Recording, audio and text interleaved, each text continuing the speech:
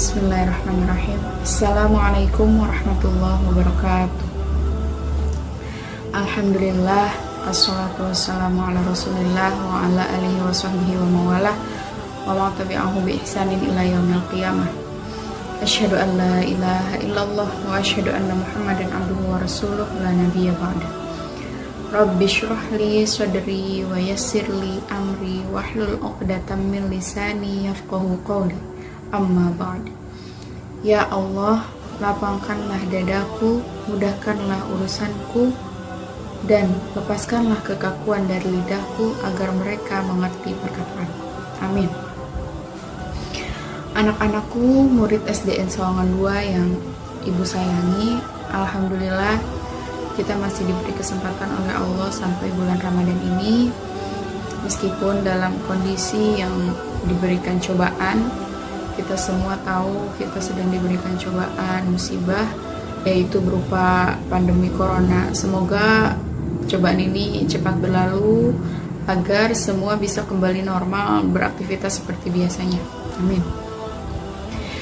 Nah, di sini Ibu akan sedikit cerita, akan membagikan sebuah kisah tentang seorang pemuda yang bernama Uwais Al-Qarni. Dia ini pemuda yang berasal dari Yaman. Nah, ada apa dengan pemuda ini? Sebelumnya, Ibu mau kasih tahu, cerita ini membahas tentang birrul walidain. Ada yang tahu nggak birrul walidain itu apa? Ya, benar, berbuat baik kepada orang tua atau berbakti kepada orang tua. Nah, Uwais Al-Qarni ini pemuda yang tinggal di negeri Yaman. Dia tinggal bersama ibunya. Dia seorang pemuda miskin, tidak kaya raya, pemuda yang sederhana, dan dia adalah seorang pemuda yang oleh Allah diberikan cobaan berupa penyakit sobak. Kalau yang belum tahu, penyakit sobak itu ialah penyakit yang ada tanda putih di seluruh bagian tubuhnya. Itu penyakit sobak namanya. Jadi tubuhnya itu kulitnya belang-belang putih gitu, karena ya itu namanya penyakit sobak. Nah, apa keistimewaannya Uwais Al-Qarni ini?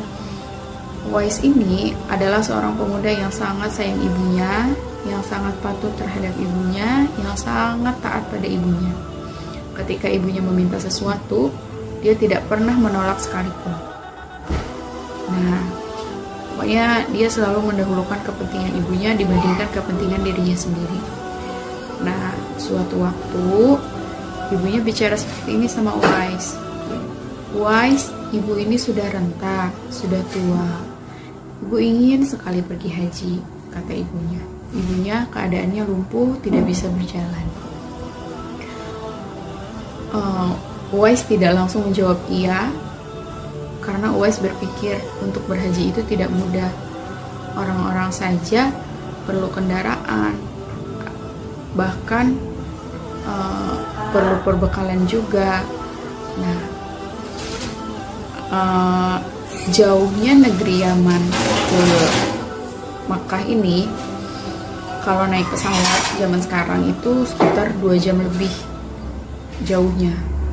Nah, si Uwais Al-Qarni ini tidak langsung menjawab iya pada ibunya. Dia berpikir sejenak. Kemudian apa yang bisa dia lakukan untuk mengabulkan permintaan ibunya? Akhirnya dia dapat ide sebelum musim haji tiba. Dia membeli seekor anak sapi. Nah, untuk apa anak sapi ini? Anak sapi ini dia gendong dari bawah ke bukit, terus turun lagi. Setiap hari dia lakukan itu. Digendong ke atas bukit, kemudian turun lagi sambil digendong sampai tiba waktu haji. Kurang lebih dia melakukan kegiatan itu, menggendong anak sapi itu selama 8 bulan. Bahkan orang-orang sampai menganggapnya dia itu orang gila, karena orang-orang biasanya membeli anak sapi itu untuk dipelihara, sedangkan dia membeli anak sapi untuk digendong-gendong. Nah, sampai tiba waktu haji, bicaralah dia pada ibunya. Ibu, ayo naik ke pundakku, mari kita pergi haji, kata Uwais Al-Qarni. digendonglah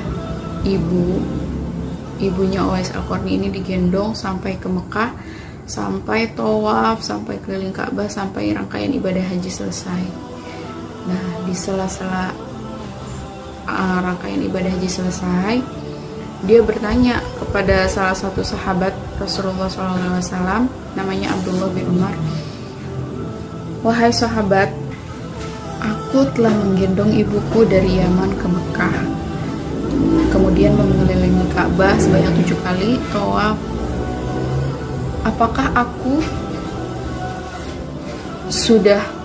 Apakah jasa ibuku sudah terbalaskan dengan aku menggendong ibu dari negeri Yaman ke Mekah kemudian tawaf mengelilingi Ka'bah?"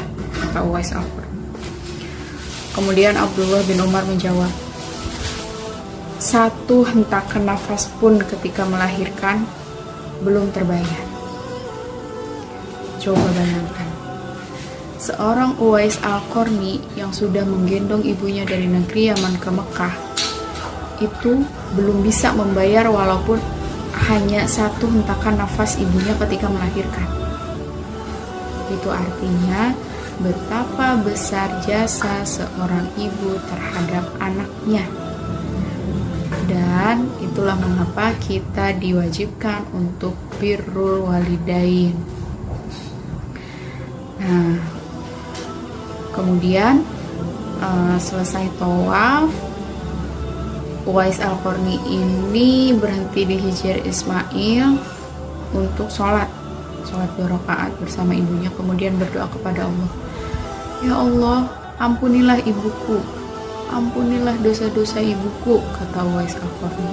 Kemudian ibunya bertanya, "Wahai Uwais, kenapa engkau tidak meminta ampun atas dirimu?" kata ibunya. "Wallahi ya ibu, wallahi ibuku, sesungguhnya aku hanya minta ridhomu. Jika engkau ridho padaku, maka Allah akan meridhoiku," kata Uwais Al-Qarni. Nah, itulah kisah Uwais Al-Qarni. Nah, kemudian Rasulullah SAW berkata kepada Umar dan kepada Sayyidina Ali. Kata Rasulullah, "Wahai Umar, jika engkau bertemu seorang pemuda bernama Uwais Al-Qarni, sampaikanlah salamku kepadanya dan memintalah doa kepadanya." Kemudian Sayyidina Umar setiap musim haji datang, dia bertanya kepada orang-orang Yaman yang datang ke Mekah, "Apakah ada di antara kalian yang bernama Uwais Al-Qarni?" kata Sayyidina Umar gitu. Pokoknya setiap musim haji tiba, entah berapa kali Sayyidina Umar ini bertanya kepada masyarakat Yaman yang datang ke Mekah, hingga tiba suatu waktu ada Uwais Al-Qarni ini. Akhirnya Sayyidina Umar sesuai dengan permintaan Rasul, Sayyidina Umar menyampaikan salam Rasul, kemudian diminta didoakan kepada pemuda yang bernama Uwais Al-Qarni ini. Sayyidina Umar bertanya kepada Uwais Al-Qarni, "Wahai Uwais, dari mana saja engkau? Kenapa engkau tidak bertemu dengan Rasulullah sampai Rasulullah menitipkan salam kepadaku untuk disampaikan kepadamu?" kata Sayyidina Umar. "Apakah engkau tidak merindukan Rasulullah?" kata Sayyidina Umar. "Sungguh Khalifah, sesungguhnya aku sangat merindukan Rasulullah. Tetapi aku punya ibuku di rumah yang tidak bisa aku tinggalkan, sehingga aku tidak bisa berjumpa dengan Rasulullah," kata Uwais Al-Qarni.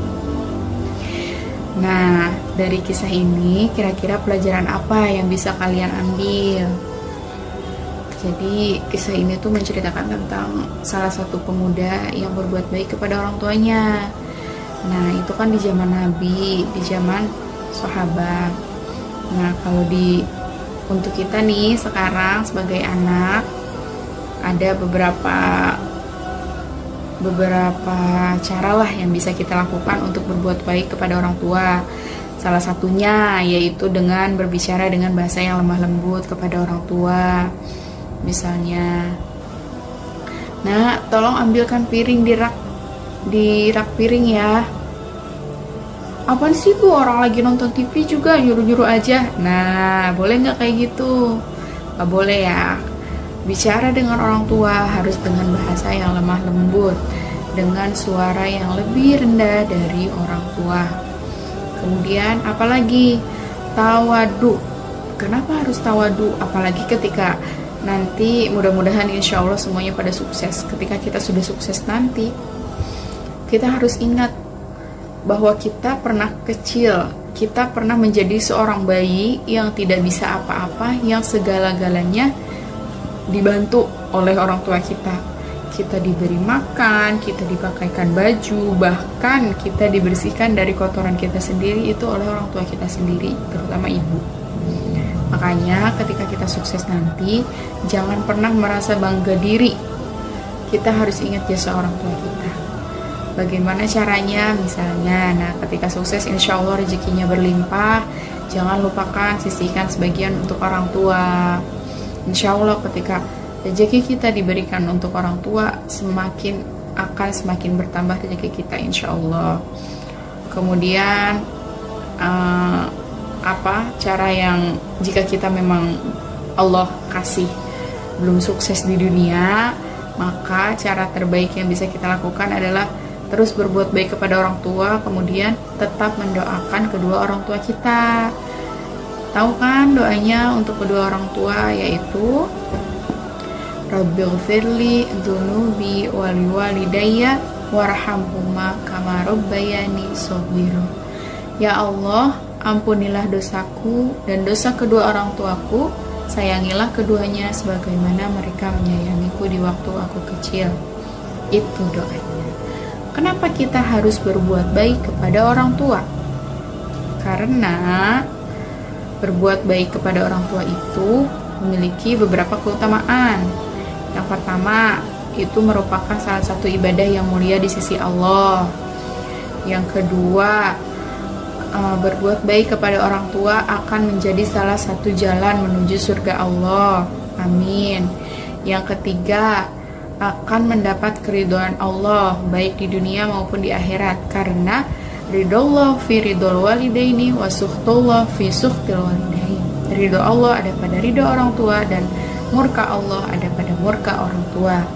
Nah, yang keempat, akan mendapatkan rezeki yang barokah insya Allah. Karena ketika kita memberikan sebagian rezeki kita kepada orang tua kita, maka insya Allah Allah akan memberikan rezeki yang barokah melalui doa orang tua kita. Amin ya rabbal alamin. Sekian yang bisa Ibu sharing, mudah-mudahan bermanfaat buat semuanya. Mohon maaf apabila ada kata-kata yang mungkin kalian belum ngerti. Semoga semua bisa mengambil pelajaran dari apa yang Ibu sampaikan. Kebenaran hanya milik Allah, kesalahan itu dari Ibu pribadi. Terima kasih semuanya. Assalamualaikum warahmatullahi wabarakatuh.